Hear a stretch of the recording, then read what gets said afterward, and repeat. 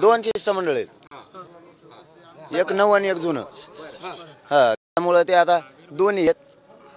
चर्चेदार आम्ही खुले ठेवल्यामुळं पोराकडे जातो, चर्चा करतो, मग यांची चर्चा करतो. एक मिनटं समाजाशी म्हणजे समाजाशी चर्चा करतो, पुन्हा इकडे येतो, यांची चर्चा करतो. तर गाड्याचे सगळे पोरं तोंड मुंबईकडे करून ठेवते, सगळ्याचे लावून ठेवते.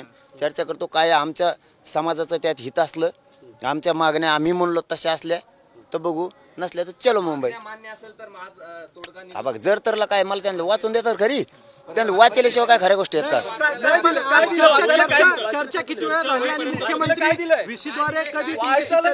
चर्चाच नाही झाली, काहीच नाही भेटलोच नाही. आणखी उठलो, आंघोळ केली, जेवायचं होतं, म्हणलं आधी मला लोकांना भेटो, शिष्टमंडळ आलंय म्हणून. लोकांना थांबा एक मिनिट, समाजाला सांगतो शिष्टमंडळ आलंय, तर तुम्ही गाड्या मुंबईकडे तोंड करून ठेवा, मी तर यांची चर्चा करतो, काय बघतो, पटलं तर तुम्हाला सांगतो, नाही तर मुंबईकडे चलो. आता तेच सांगितलं ना राव, चर्चा केली आणि मग कशावर ठाम आहे, आणि मग ठाम कशावर आहे? हा मी आम्हाला वळायला टाइम लागेल ना, तर पुढे तर जाणार म्हणजे मला चर्चा करू द्या, मग बाकीचे सांग. दोन्ही शिष्टमंडळ एकत्रच एकाच ठिकाणी नाही, हे गेलं वाटतं काय का माहित. एक शिष्टमंडळ, जुनं शिष्टमंडळ, नवं शिष्टमंडळ म्हणलेलं कोण नवं जुनं आले का? दोन्ही आलेत का? येऊन गेलं एक. सर दोन्ही कुठले शिष्टमंडळ आहेत? सरकारचे म्हणा, सरकारचे.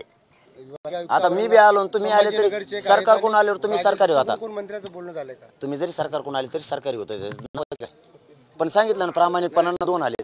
शिष्टमंडळाचा मुद्दा म्हणला होता, जुनं शिष्टमंडळ. जुनं शिष्टमंडळ आयुक्त साहेब आलेत आता, परवा आलेले.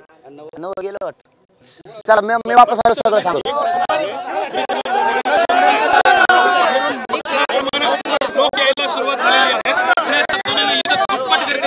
होणारच ना, 26 तारखेला मी सांगितलं होतं मराठा समाज मुंबईकडे येणार.